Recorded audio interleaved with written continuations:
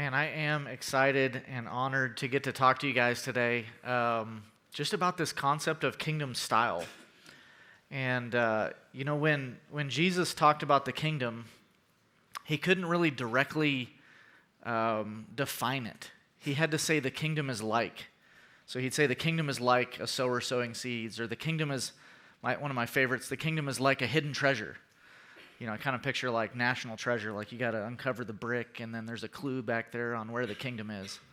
And so today I'm just going to share some stories and just try to describe what this relational style of leadership is like, almost like a fireside chat with Ty up here, like picture a fire. And just going to share some stories with you guys. So first one I'm going to start out with is my first boss. My first boss was when I was in high school, and my first boss's name was Art. Art was a carpenter by trade. He was the Allen ISD maintenance carpenter for all of the school districts. There's over 40 school districts, or 40 schools in the district, and he did all the maintenance, all the carpentry work. And Art was a little different than the other maintenance guys. Art was a hard worker. The Allen ISD maintenance department wasn't exactly the pinnacle of excellence. A lot of guys took late lunches, but Art was not like that. Art taught me that, if you've got time to lean, you've got time to clean. I don't know if you guys have heard that before. I'm not sure you could say that to a high school student these days, actually.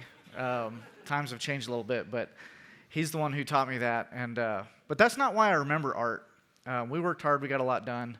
I remembered Art because he actually cared about me. He cared about my aspirations.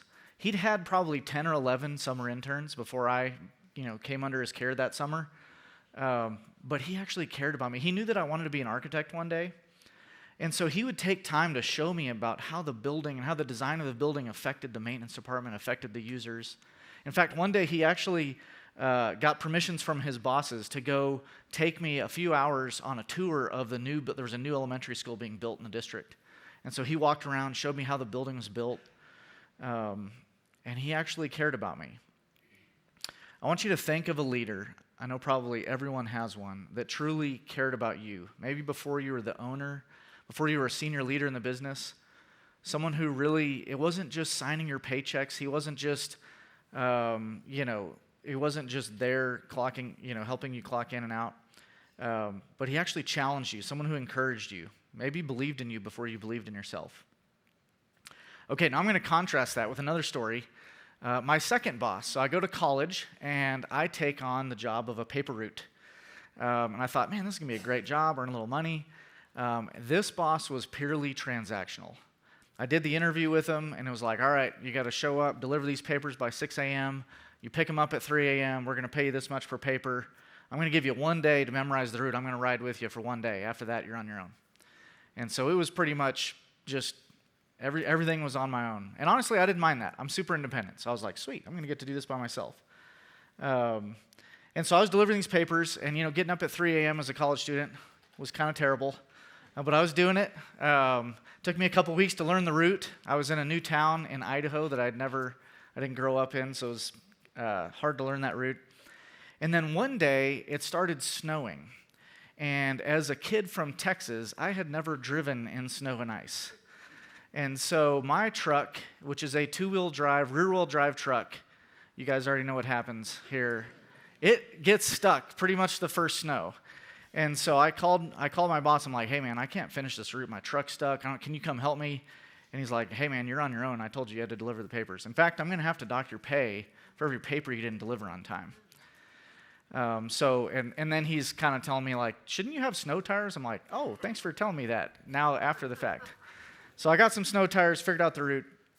It wasn't but a couple months later that I decided, you know what, this isn't the job for me. And I called in, gave my 2 weeks notice, and went on about my life. But honestly,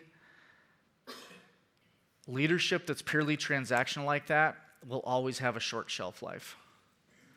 But relational leadership leaves a lasting legacy. And you might notice that I didn't say the name of my second boss, and you might think I was trying to preserve, give him some anonymity. But actually, I don't remember his name. And it's because that transactional style of leadership doesn't leave a legacy. And so how do we think about this as a kingdom leader? A kingdom leader's mission is to intentionally care for their people and raise them up to their God-given potential. To care for their people, raise them up to their God-given potential. This is how Jesus did it. You know, one of the things that's just wild, it just kind of blows my mind. I'm kind of a numbers guy. But if you think about what Jesus did, he walked with 12 disciples for about 3.5 years. Today, there's over 2.3 billion people, billion with a B. I like how Cal said that earlier.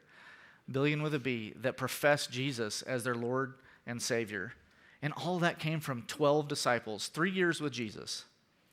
If you were going to leave this earth tomorrow, or if you had 3 years, or a week, or a month, what would you spend your next hours, minutes, days? How would you pass on the business that you've built up to this point to the next generation? So we believe that the best way to do this is to know them and grow them. And so that's kind of what I'm going to talk about today. I'm going to break this down. I'm going to try to give you a lot of practical tips and tools, show you how we did it, but honestly, the Lord would have it different in your business. So I'm going to give you stories, but actually this is going to look different for you guys. Okay, the first part of this is know them. So we're going to break this down into two aspects. The first is shoulder to shoulder. The second is heart to heart. And so once again, this is how Jesus did it. Jesus walked alongside. He walked shoulder to shoulder with them. And when we talk about shoulder to shoulder, what we mean is that you're walking alongside them in their work. They're doing their work. You're walking alongside them. See, one of the biggest misconceptions for us as leaders is recognizing what our job actually is. So I grew up, I got trained as an architect, and I came into this company. I was doing architecture work. But today, I'm no longer doing the drawings. I'm no longer an architect, really. I'm actually a leader of leaders. So at some point, I had to realize that I'm actually in the people business now.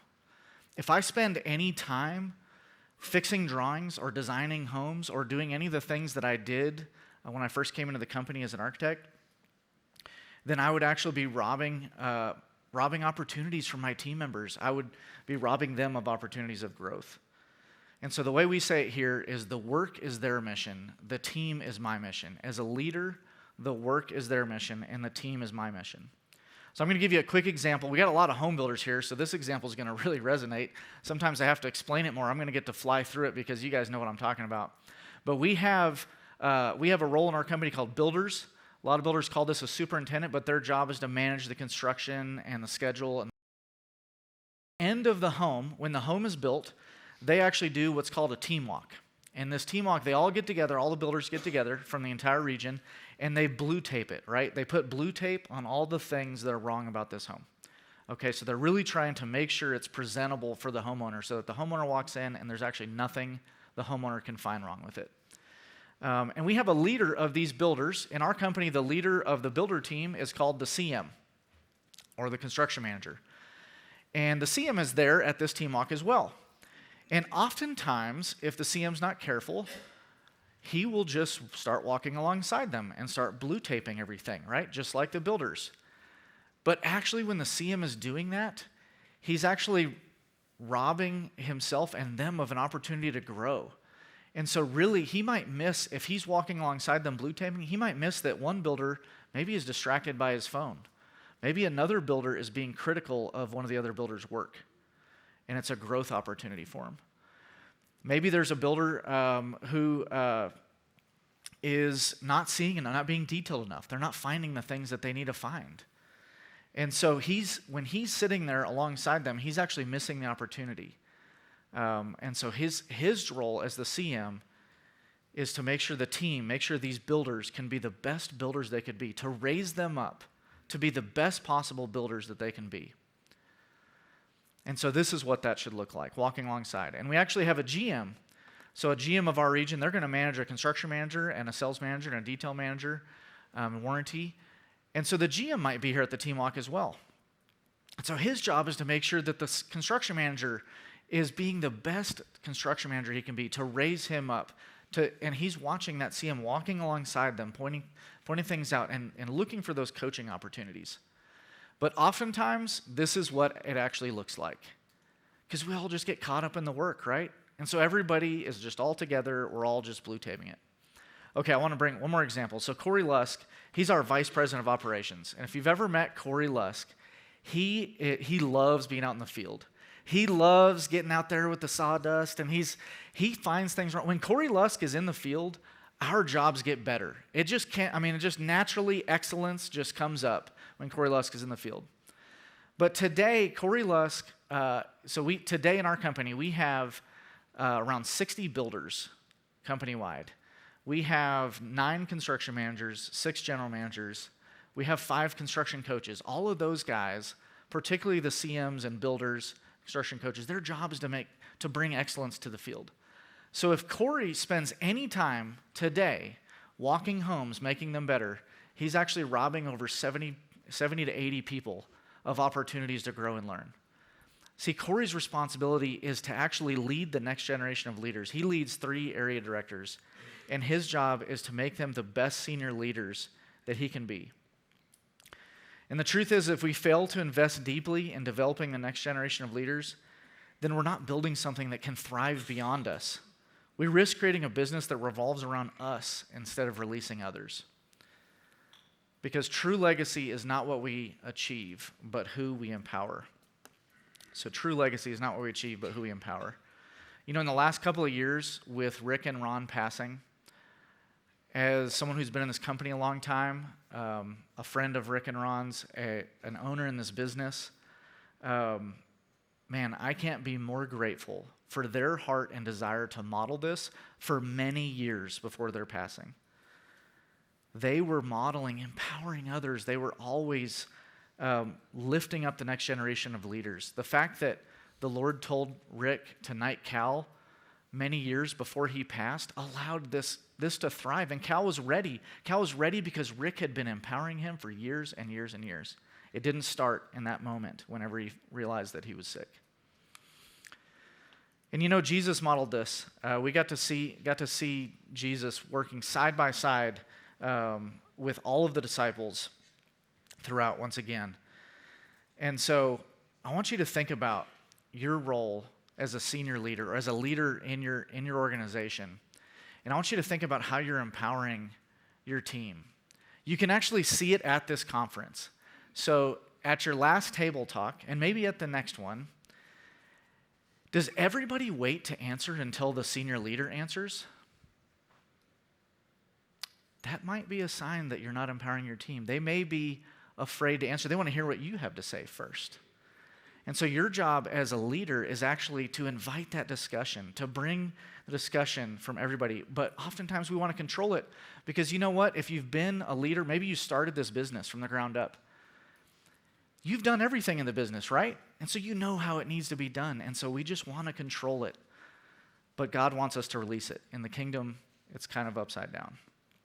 The truth is that you can have control or you can have growth, but you can't have both. And I love the way Cal modeled this. I'm gonna call him out. Recent discussion that we had a serious discussion we're going to have with our Betenbough Homes leadership team. Cal is the senior leader on our Betenbough Homes leadership team, so he's the leader of our team. And we were going to talk about changing the pay of one of our senior leader roles. And I know that Cal has an opinion on how this should go. And so I remember the day before this meeting, I remember thinking, man, I wonder what Cal's thinking. Like, how is he going to foster this? Because I know he has this heart. I've known him for long enough. He has this heart to foster this. So I actually asked him, I'm like, hey, we're going into a meeting like we have tomorrow. Like, what is your strategy for making sure that everyone's heard and not shutting down the conversation? And Cal, he told me a number of things, but one of the things that stuck with me is he said, I have to fight it off every day. So I go into our what we call our BH leadership team, and if I think about that agenda once before I go in there, I'm going to start developing thoughts and opinions on where we should go. And he said, so I have to fight it off. When I think about that, I have to say, nope, I'm going to wait till we get to the group because I want to hear what the group said. And honestly, Cal's role in that meeting was not to just decide, although, once again, this is not a democracy, Cal does have the final say on the thing we were talking about. But it's not, his role was to actually watch the group, make sure everyone was heard, and actually coach some. I was someone who got coached, And I'm so thankful and grateful. After that meeting, he came to me and said, hey, when you said this, what did you mean by that? And I'm like, man, I didn't even realize what I had said there and how that impacted the group. And so that's what Cal's role, that's what your role as the senior leader in your business is. At these table talks, really be open to what the Lord has to say to your team members, because oftentimes he'll speak to you through your team. But all this can only happen if you're truly engaged as a leader. And so you got to be walking alongside your team, just like Jesus did. Everything I just said could actually be read about in other books. It's just kind of maybe just general good leadership principles. But this next part is what is truly unique to the kingdom, which is the heart-to-heart. See, true connection begins when we stop focusing on what someone does and start seeking to understand who they are at the heart level. Our goal is to get to intentionally care for the whole person, professionally, personally, and even spiritually. We want to know the real them, not just the person that comes to work from 9 to 5. If you can't name 2 to 3 things about each person on your team, do you really know them? 2 to 3 personal things.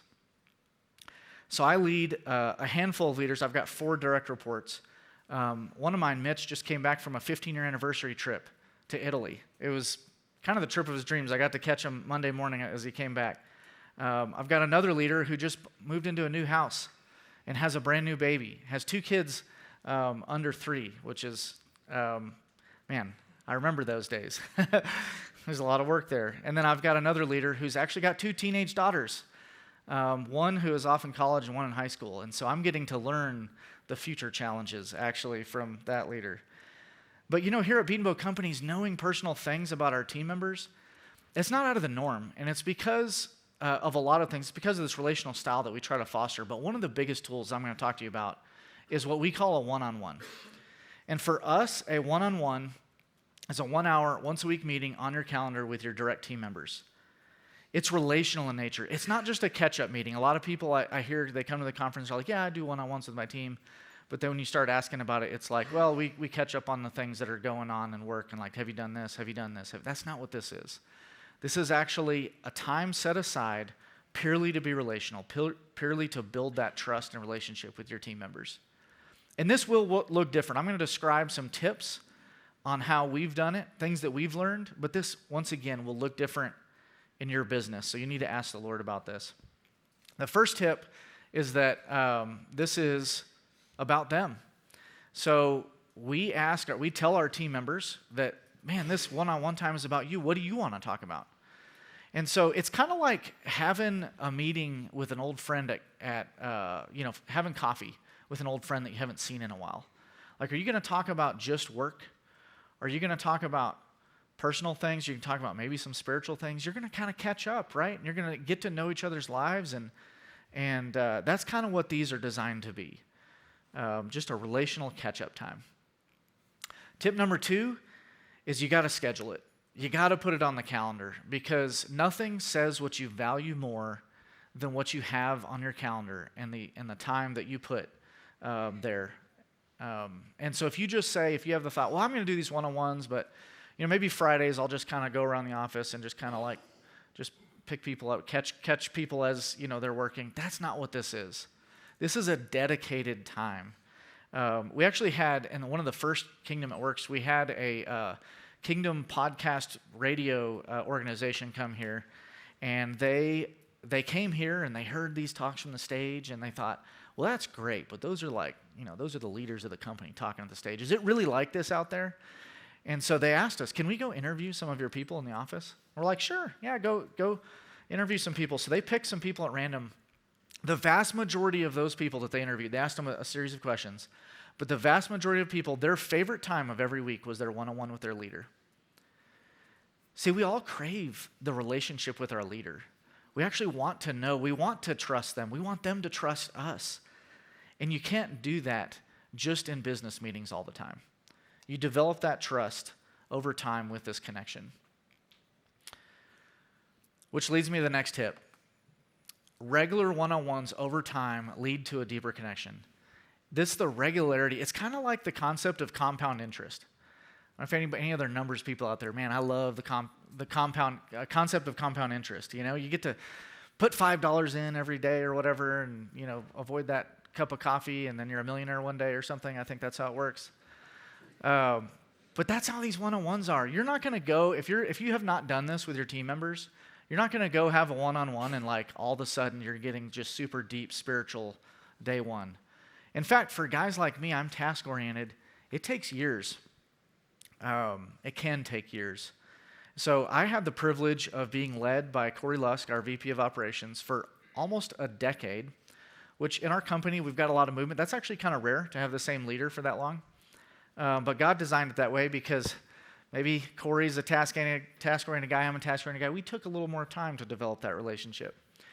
But it didn't happen overnight, right? Those first one-on-ones, yeah, they were pretty superficial. We were just talking about what we're doing on the weekend and maybe some work things, but didn't really go deep. But over time, they started to go deeper and deeper, and we found out that our wives are similar, and our wives got to know each other. We found out that we both like golf, and so we started golfing together, and we'd have dinner with them. And so over time, over years, it actually developed into a deep relationship to the point that one day I was actually. Man, it was kind of at the end, probably about 3 years ago, I felt like the Lord was telling me to potentially leave this company. I felt like I had kind of been here and I had done a lot of things here and learned so much from this company. I thought, man, maybe I'm supposed to go somewhere. And I actually told Corey about it. And I said, man, I want you to pray with me. And he did. He prayed with me. And he gave me advice as a friend, as a son. And it didn't have anything to do with whether I should be here or not. He was giving me advice and praying for me that the Lord would show me what my plan should be for the next kind of season of my life. And honestly, that's super rare to be able to share that with your leader. I see it all the time. I interview people. I get the privilege of interviewing people to join the company. And all the time, you get towards the end and you're like, have you told your leader that you're interviewing? And 99% of the time, they haven't. And we actually had one recently that is going to be a manager in our company starting in about a month. And one of our last, hey, have you told your leader? And he's like, this person had been working with their company for 13 years. And he said, man, I don't think I could tell my manager. I don't think he would take it very well. And so I don't want to lose that. If this doesn't work out, if you don't offer me the job, I don't want to lose that, right, with relationship. And so I can't tell him. And man, I'll just tell you, after experiencing leaders that care about me, it's life-changing. Share these personal things, and you can go deep with your leader. I'm here today, honestly, because I know that my leaders genuinely care about me. Not just what I can do for the company, but about me as a person. But once again, this doesn't happen overnight. And it also takes vulnerability. My next tip is real trust isn't developed without real vulnerability. And when it comes to vulnerability, the leader has to go first. But what does vulnerability mean? It doesn't mean just oversharing. It doesn't mean just telling you about everything about your life, right? And so I'm going to break this down a little bit. The vulnerability actually comes from the Latin root words vulnus and abilis. Vulnus means to wound, and abilis means able. So literally, when you're being vulnerable, you're actually opening yourself up for attack. When I shared with Corey about potentially the Lord calling me somewhere, I was opening myself. I was being vulnerable with him. And the only reason I did that was because he had been vulnerable with me time and time again. He shared about his family, about his struggles that they were going through, and all kinds of things over time, over the years, to where I felt comfortable doing that. And honestly, when I first became a leader here many years ago, I didn't do this very well. I was actually trying to be like the leader that the company wanted, and I was striving in a way to, I just wasn't honest. I wasn't genuinely authentic with my team members, and the relationships showed early on. I had to kind of learn this the hard way. Okay, that brings me to my last tip, which is that God doesn't do easy bake recipes. Every one-on-one is going to be different, right? God has created us all uniquely. And so this isn't going to look the same for every one of your team members. Some of them you're going to go maybe shallow for many years. Some of them you're going to get deep quickly. I've gotten deep quickly with many leaders over the years as well. Others, you might get into spiritual, philosophical discussions, which kind of brings me to a question of how and when do we invite the Lord into these one-on-ones? Do you pray for them openly right there? Do you start talking about spiritual stuff right away? As a leader, we want to be vulnerable, but we also know that, here at Betenbough, we don't invite just Christians to join, and we would have it no other way. That's not how Jesus did it, right? And so we have many people that we lead that are non-Christians, or they're at different places in their faith. Maybe they're Christian, but they can't hear from the Lord yet. Or maybe they, they're just, everybody's at different places in their faith, right? And so when do you bring that in? And honestly, I don't have an answer for you. I have one little answer, which is you have to ask the Holy Spirit, because this is about discernment. Relationships you can't put them in a box. There's no there's no 3-step plan for this. But you just have to ask the Holy Spirit for when you should bring that up. But you should pray for your people. Jesus did that. He prayed for his team. He had to go off and pray and then come back. But you remember, the goal of this relationship is not so that you can save people. Because you don't save people, only God saves people. That's not what we're trying to do here. I'm going to tell you another story about my friend Robbie Moon. He was a leader in our company. He's actually a construction coach today, but he was our permitting manager. He was managing the permit department years ago, and he had a team member named Dom. And Dom was on the architecture team. He was on the permitting team, but he was going to architecture school. And so Dom came, and he came under Robbie's care. Robbie got to know him through one-on-ones. They're working together. And one day, after a few months, Robbie had just kind of started to notice a pattern with Dom, and he confronted him about it. And Robbie said, Dom, I don't feel like you're giving your all. It just doesn't seem like you're giving everything to this job, even to school. It doesn't seem like you're passionate about it. And Dom immediately was like, man, you're right. I'm actually not passionate about it. I don't even really like architecture. I actually wanted to be a police officer, but my parents thought, man, it'd be better if you went to college and got a job, got a degree, and then a job in that field. And so I became an architect so that I could make my parents proud. And so in that moment, Robbie, all of a sudden, that vulnerability allowed Robbie to connect with him, and Robbie got to walk with him. We didn't, there was no consequences of that meeting right then, but Robbie got to slowly walk with him, and he got to encourage him and say, hey, you should talk to your parents about that. You should have that conversation. And they got to play it out together. And one day, Dom got the courage to actually leave. And so we did a send-off for him. He got to leave to go to the police academy. He went to Albuquerque. And most businesses, that's where the story would end, and that's where my story would end right here. I would stop talking about it. But actually, that's not where the story ended for Robbie, because Robbie cared about Dom. So he kept calling him. So he would call him at their one-on-one time every week. They might miss a couple weeks here and there. And so he would catch up with him. How's it going at the academy? How are things going? And so he learned that one day, Dom shared with him that he had a girlfriend. One day, Dom shared with him that he had passed the police academy, and Robbie got to celebrate with him that he was an official police officer in the Albuquerque Police Department. One day, he got to learn that Dom and his girlfriend were starting to go to church. They had found a church. They were starting to go to church. And then finally, one day, Robbie learned from Dom that Dom got saved and gave his life to Christ at his church in Albuquerque. See, Dom wasn't a Christian when he was here. He wasn't a Christian when he left. But Dom could not help but feel the love that Robbie Moon had of him his entire time here and after he left. And that's the way God works. If we're obedient with the promptings as leaders, Robbie had a prompting, right, to share that. Hey, how come I'm not seeing you give all your passion? If we're obedient and if we care about our people, we won't always know or see the fruit, but it will be there. I was telling the group, kind of the prayer team was before this talk, and we were talking about hearing from the God. You guys were just in the hearing from God session. And sometimes you don't hear from God right away. We may not, even running this conference, even at your tables, we may not get to know that. We may not get to see the fruit of it. But God is speaking to each and every one of us. I know for my life, God was speaking to me well before I knew that he was speaking to me. And this is how Jesus designed it. John 15:15, I no longer call you servants because a servant does not know his master's business. Instead, I have called you friends, for everything that I learned from you, everything I learned from my Father, I have made known to you. Jesus modeled this. Being a kingdom leader is not about managing a team. It's about building friendships. It's about caring for people. It's about knowing the whole them. So at this point, you might be thinking, man, this sounds great. I want to get to know my team better, but I can't. I have like 30 reports. Like there's no way I can do a one-on-one. I'm just not going to know all 30 of these people.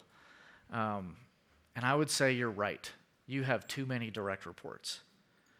You may have to restructure your organization to make this happen. You may have to prioritize people over profit. We believe here that a leader can only deeply engage and connect with around 5 to 7 people on a weekly basis. Beyond that, we restructure. That may not be what the Lord does in your business, and that is more expensive. It does cost us something. But I bet many of you guys, as owners of businesses and leaders, I bet you give to worthy nonprofit organizations, probably in your communities around the world, and that is a great thing.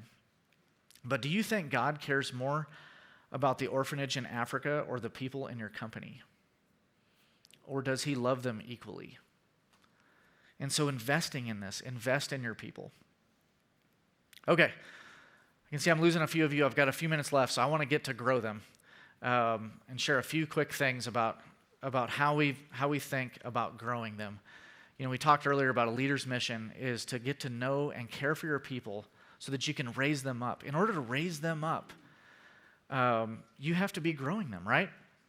You have to see things in others that they don't see. And this is, I love the story of Jesus when he met Simon Peter, because they're fishing. You guys probably have heard this story, right? Simon Peter's fishing. They're not catching anything. Jesus tells them to throw the net on the other side. And they're like, what are you talking about? We've been here all night. There's no fish over there. And then, of course, he pulls in all the fish. But the thing I didn't see about this story, the first probably 100 times I read it, was this little verse right here. When Simon Peter realized that what had happened, he fell to his knees before Jesus and said, "Oh Lord, please leave me. I'm such a sinful man." Instead of being excited about the fish and being excited about being in the presence of Jesus, he was like, I'm not worthy of this. I don't deserve to be with Jesus. I'm just a fisherman. I don't deserve to be with Jesus. But that's not what Jesus saw. Jesus didn't see Simon as a fisherman. He saw him as the rock, the one who would one day establish his church. And so Jesus saw something in Simon Peter that he didn't see in himself. And that's oftentimes what we have to do. If we're going to grow them up, we have to see it in themselves. We have to be looking for those opportunities and help them get there. That's our job as leaders. Okay, so one of the keys, we've got 2 keys I'm going to go over here for grow them. One is that when we're growing them, it's got to be for their benefit, right? It can't be for ours. And I'll tell you how this company has impacted me. So when I came here as a part-time intern in June of 2009. They actually told me that my internship would be up in August. And so I was like, sweet, I'm going to get some experience for the summer. And I just never got the memo that I was supposed to leave in August. Here I am 16 years later. But honestly, when I first, was here, they offered me a part-time job to keep, just really to fix up the plans. And I was going to school at the time, so it really wasn't like a career decision for me. But 2 years in, I was getting ready to, it all of a sudden became like, do I want to stay at this company, this Betenbough Homes, home building company? And they offered me a full-time job, and I had to think about it because my dream at that time was to become a licensed architect. A little bit about that backstory.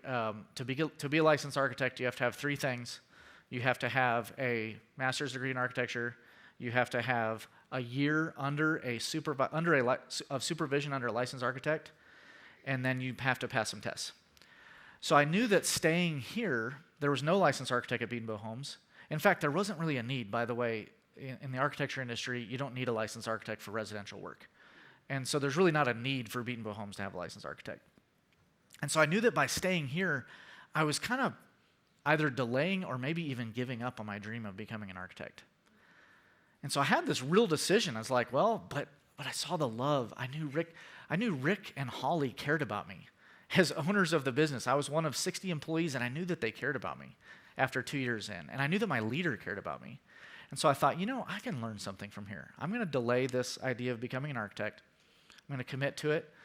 And that's one of those times I talked about earlier where the Lord was speaking into my life. I didn't know it. I didn't recognize it as the Lord at the time, but the Lord was telling me, you need to be here.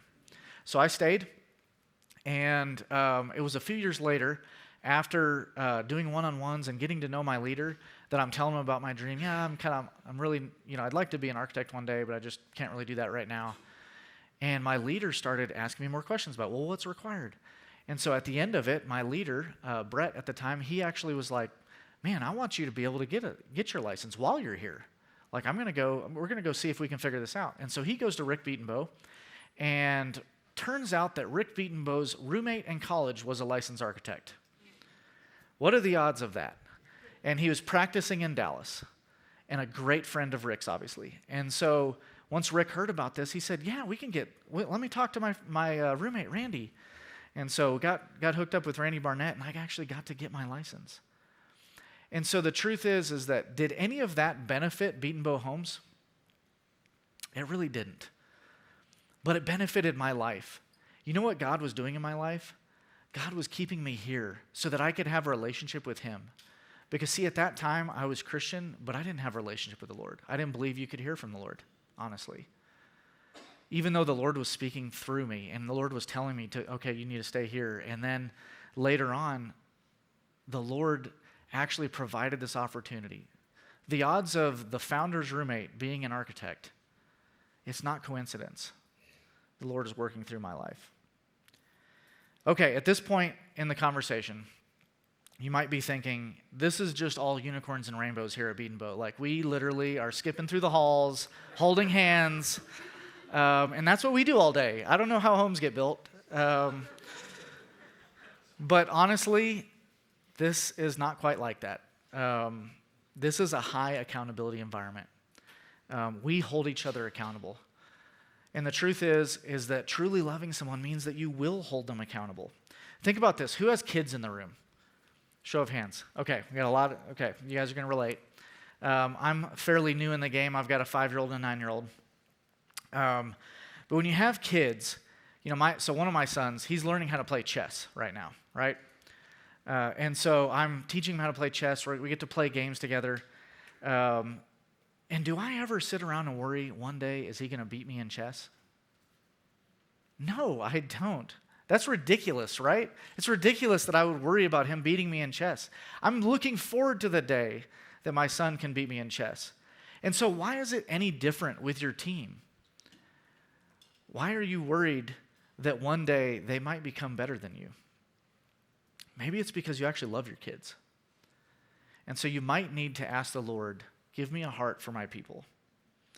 If you actually care about someone, you're going to want them to pass you up. You're going to want to give them everything you have to make them the best person they can be. And once again, this is how Jesus did it. Rather speaking the truth in love, we are to grow up in every way into him who is the head, Christ. It's about speaking truth. Okay, another story. We're going to go back to the glory days. This is when I was in college, and I loved racquetball. That was my sport in college. These were really the glory days for me. I like to talk about it a lot. But this was a powerful lesson in my life came in around this time. It was right before I got to Betenbough, actually. And so I loved racquetball so much that I started the club sport at Texas Tech. And so we had our group. Here's our team here. We had a group of us there. We would go around to tournaments, and we just had a lot of fun together, and we got to compete together. And there was a job. I was looking for a job my senior year in college of my undergrad, and I was looking for just some work, and I knew the sports club, the head of the sports clubs for Texas Tech. This is the guy that I had worked with as the sports club president. And so he was hiring an assistant. And so I applied for this assistant role. I was like, man, this is the perfect job. Like, I've been working. The guy's name was Jonathan. He was the head of the sports clubs at Texas Tech. I was like, I really like Jonathan. He likes me. In fact, he had actually, of all the sports clubs, he had given me the award for the best sports club president the year before. So, like, out of the 30 sports clubs. So when this job opening came up, I thought, I am a shoo-in. Like, I'm literally like, Jonathan likes me. I like him. This is going to be a fun job. So I go and I interview for this job. And I'm waiting. I get the call the next day, and I'm thinking he's going to be telling me that I got the job. And he's like, I'm sorry, Ty, I'm going to tell you that you didn't get the job. And I was like, what? How? Like, who? First of all, a lot of pride that I've dealt with in my life. But at that moment, the pride just welled up, and I'm like, how did I not get this job? I don't understand this. And I had the courage, after thinking about it one night, I called him the next day. I said, Jonathan, you got to tell me, like, what? Like, I had enough relationship with him that I thought he would tell me, like, tell me why I didn't get this job. And he said, Ty, I didn't think you wanted it. You didn't seem like you cared at all. Like, you had no emotion at all. It just didn't seem like you really wanted this job at all. And so my immediate response is, well, I applied, which means that I wanted it. No, but I learned a lesson that he told me, it's something I had struggled with my whole life, is showing emotion, showing passion. I wasn't good at that. And honestly, he didn't see any of that in the interview, and he thought, I don't want someone who's just going to come in here and do the work. I want someone who's going to be passionate about growing our sports clubs. And so he made the right decision not hire me. And you know what? That lesson, I actually had an interview with a little company called Betenbough Homes about 2 months later. And I took that lesson to heart, and I was able to go into that interview saying, man, I've got to amp up the energy a little bit so that they know that I'm excited about this opportunity. And so the truth is that was critical, life-giving, life-changing feedback that Jonathan gave me. And every leader I've had here has done that, like, regularly throughout my time here. And it's why I'm able to stand up here. Like, I'm standing up here because I'm standing on the shoulders of all these leaders who have had the courage to tell me what I'm doing wrong and what I could be better at. And the truth is that passive leadership, the kind of leadership where you don't tell the truth, is cowardice. As leaders, we can't do that. We can't walk past it. We owe it to our team members. If you really love them, you will tell them. If you really care about your team members, you will help them go to the next level. Okay, that's it. Know them and grow them. One last little tip that I'll give you as I walk away from here. The biggest barrier that I feel like that we all have to making this a reality is you're going to go back and you're going to be busy. Because if the devil can't make you sin, he's going to make you busy.